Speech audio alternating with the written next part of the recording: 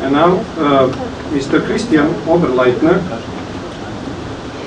will present us with the presentation Solar District Heating Ownership and Financing. Sorry about my voice, I lost some of my voice on the way this morning, so, but I hope the mic is not functioning.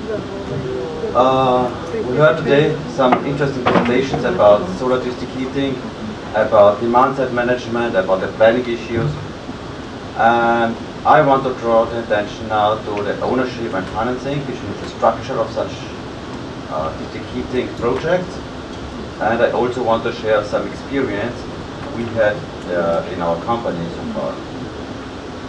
far.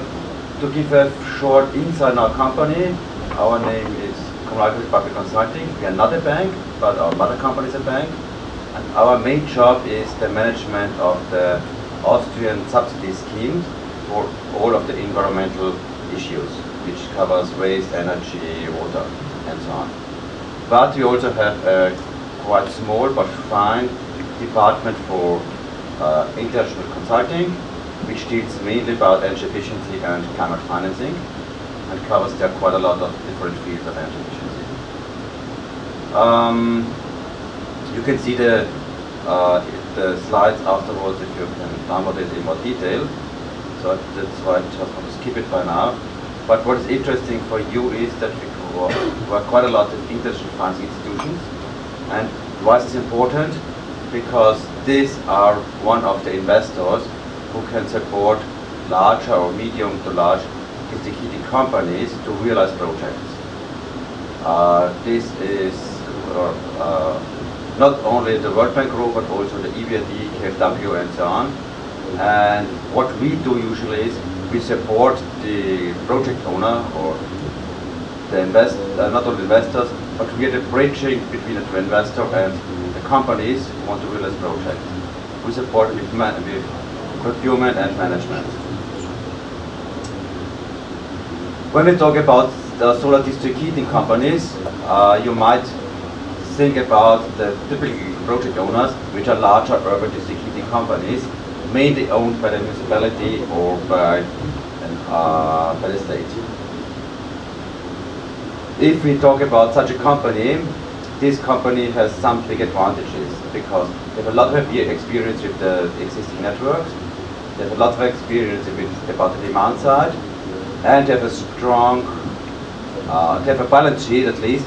This supports them to get a loan, a commercial loan of an EFI, and if it's owned by a municipality, if it's a big municipality like Belgrade, they also have some, let's say, politicians, they can support the ideas of, let's say, improving the district heating network.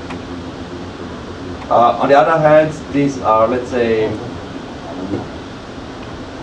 our experience this type of larger district heating companies could sometimes be very reluctant in investing or considering new or, let's say, innovative solutions. And of course, they have to consider some aspects like social aspects, the heating cost, and so on.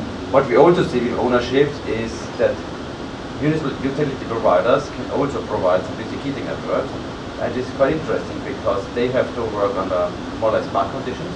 They want to make profit, so they do not.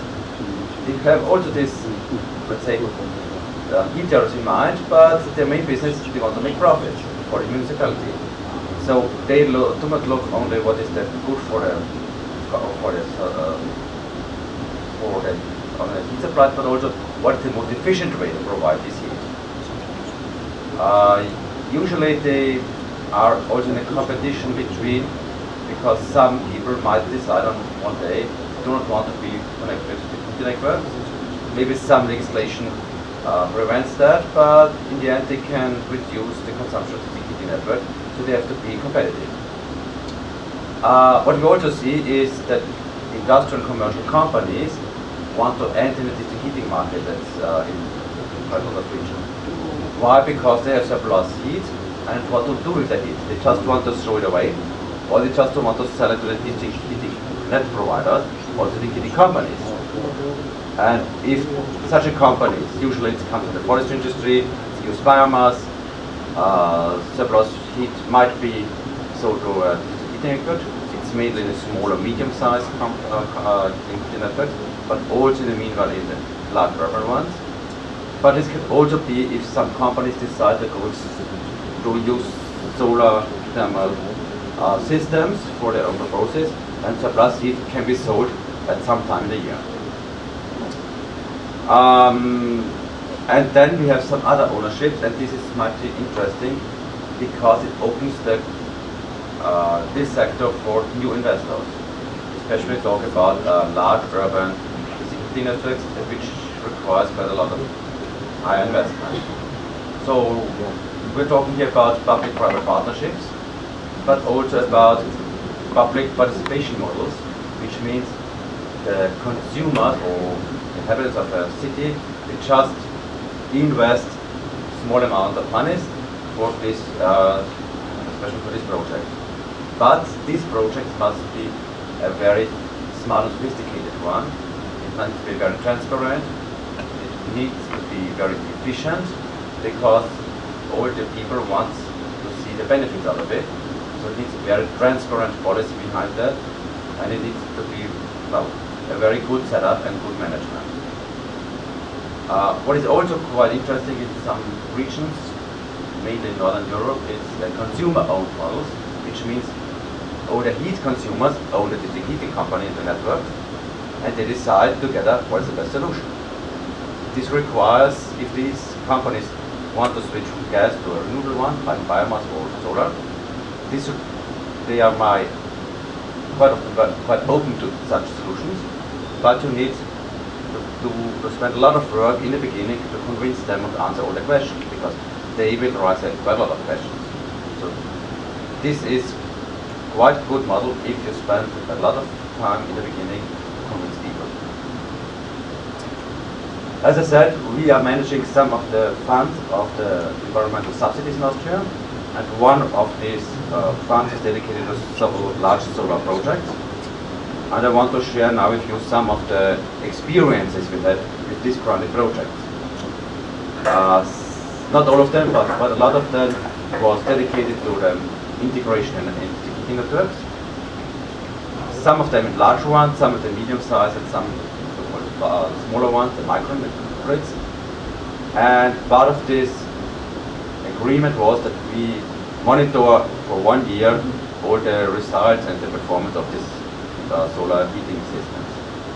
And what the outcome is maybe quite interesting for you or for whoever is interested in integrating solar heating into the heating network, because it shows quite a lot of benefits, interesting economic numbers, but also some, let's say, issues that need to be overcome. What we see is a wide range of performance on solar coverage rate, which means if somebody promises 300, 400 kilowatt-hours per square meter, it's a quite interesting number, but you have to look into very much in detail of the project, because the projects are in a very wide range, so it's very hard to compare two different projects. So don't look on these indicators only, go into more details. But with more than 500 kilowatt-hours per square meter in Austria, I think it's a quite good performance already. But it depends also how this is related to the demand side and on the other system components. What is also interesting is that the deviation between planned and realized performance. And this is something which could be crucial for the project owner, because in the end says, come on, I only get 70–80% of what has promised. And what is the reason behind that? Is in some cases, it's only a small mistake maybe in the system, or something has not been considered. For example, there is one demand which has not been considered when you collect all the data, and this is an impact on the performance. Or there's a lack of data performance when you plan the project, or some changes between collection of data and project realization. For example, if you look at some some districts and you make a big refurbishment project there, of course the demand goes down. If you don't consider such impact in the beginning, it has a big impact of the performance and in the end of the revenues of the project. So please be very careful about that, and please have a look in the details. What is the reason for that? Because then you can evaluate it, and if you monitor and evaluate it, you can quite easily on a short term introduce some interventions to solve these issues. It's also quite obviously that we sought quite a different technical solutions when you talk about integrating solar heat into district heating networks. It's about the system temperature, which is given or not given. It's might have a big influence. About the storage capacity, which is already available or which has to be built, but for that you need additional investments. Or maybe you have like an area where you can build the storage capacity. You can think about, is a heat pump included or not? Sometimes it makes sense. In some cases, it makes only sense under several preconditions. Do you want to feed in the heat in the return flow or not? So these are quite different technical solutions. So that's why you should go for a very experienced planning company and who finds out the best solution for you and who is able to explain it to you, because this kind of system is a little bit more sophisticated than a gas boiler where you have just to switch it on and switch it off. So this is something which is very important. And if you could understand the reasoning why this system is on the table for your decision, then it's easier for you to go for it. But be sure it can be quite sophisticated to understand it and follow it. And this comes back to what I said in the beginning. If you talk about the urban heating provider, our experience in most of the Eastern European countries, where I spent most of my work life, they're quite reluctant with these new technologies. Why? They do not fully understand it. They grew up as an engineer for coal, for oil, for gas. They understand the boiler, they understand the boiler business, but they have limited experience with solar thermal. So if you don't understand it, they decide not to go for it. So what do you have to convince them? And this is something you have to keep in mind. And we also realize that in most countries, the district heating companies are more interested in these kind of new technologies and get familiar with that and train their staff to how this can be integrated. Why? Because they see the need for it. What we also see, the investments cost in that wide range, but that's obviously because for some systems you need quite a lot of piping systems, for some you need almost no piping, so there's a big influence. So be sure when you talk about the system cost, investment cost, you have to look also in the details. But what is quite interesting is the production costs are already competitive with gas, especially with the low gas price at the moment. They are still competitive, and if you expect the gas price to raise within the next 20 years, 25 years, which is a lifetime of a solar thermal project, you will see that the life cycle costs will show good performance for solar thermal systems. Here I have a small chart for you for the investment costs we saw in the projects. It was about 30 projects. The urban ones, of course, are not the cheapest ones, and around 400 euro per square meter of solar collectors, but it goes down. Why it goes down? Because you see more and more standardization in this kind of systems, so that the system costs will go down in the next 10 years. The smaller network, the more expensive is the investment cost. But I think this is quite clear. But with the investment cost around 400, I think it's something which is economically feasible. All the production costs, as you can see, it's less than 50 euro per megawatt hour, almost 40 euro if it's a very well operating one. So, and this is in the same range like gas. About the other costs, I have not compared with the biomass prices here in Serbia, but I see also in Austria they are also quite fluctuating. So it's not, it should be also quite competitive with this technology. So, from that point of view, you can see solar thermal solutions could be one part of the solutions for decarbonization of the heating system. This is also quite interesting. Here you can see the split of costs of different projects, and you can see it's a wide range of shares and what is the collectors for about storage, piping, control, fitting and planning. So of course the part work has quite substantial part.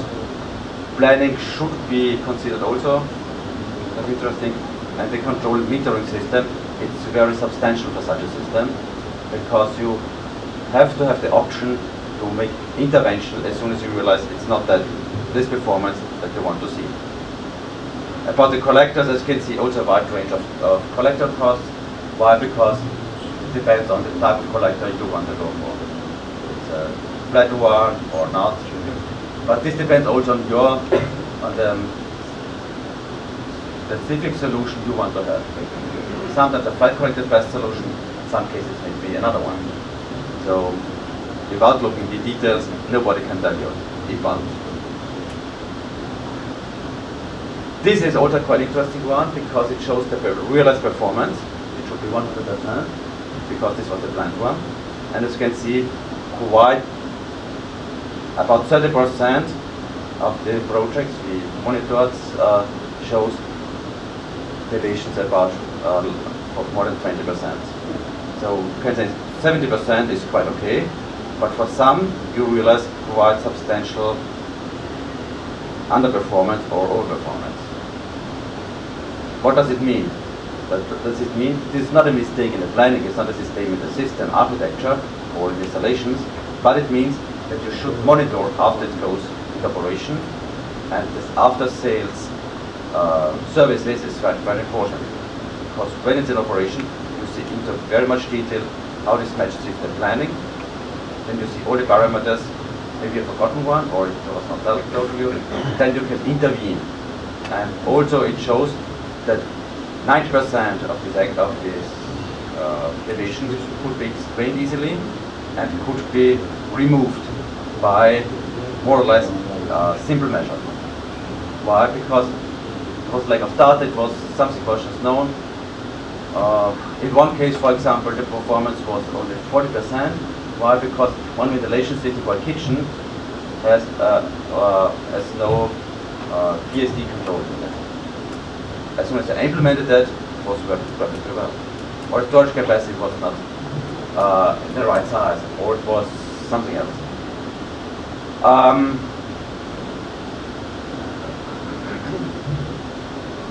Now, if you know about the system, we're talking about financing options. Very much interesting. If you talk about commercial financing, it's the easiest one because you can go for loans or bonds, etc. But what you need is a good balance sheet and some commercial banks who want to finance you. This depends on them. The balance sheet, the banks, I'm quite sure not all of them will understand the project. You have to explain the project, you have to rely on you. And the market conditions, why? It depends on your market position with the commercial banks. But also if it's a very large project, it might be difficult to rely on commercial financing only. So what you can do is to go for dedicated project financing. You have to, it's more kind of run by different financing organizations to finance just this project. But for that you need a very transparent management scheme because the investors are interested in what you're doing there. And this is something you have to take into account, which means you have to do all the administration for that. This project financing is very transparent. We also see some kind of vendor credit or escrows already, but this needs to be fit to the market. We see in some markets, for example in Georgia, Russia, Ukraine, this doesn't really work well. It works partly well, but for example for Serbia, I have no idea, you might know better if escrows works well. The public-private partnership models I already mentioned, but also you can see that EFIs also support financing. They usually do it with kind of credit lines, but also technical assistance, which also supports you to improve the planning and the management of the project. This is maybe not subsidized, but it's under market conditions, but enables you an additional financing source. I'm not sure if there is a subsidies available in Serbia for that, but as an access country, EU provides also some support for that. So the project will, in the best case, work without subsidies, and then optimized ways to get some subsidies to accelerate the process.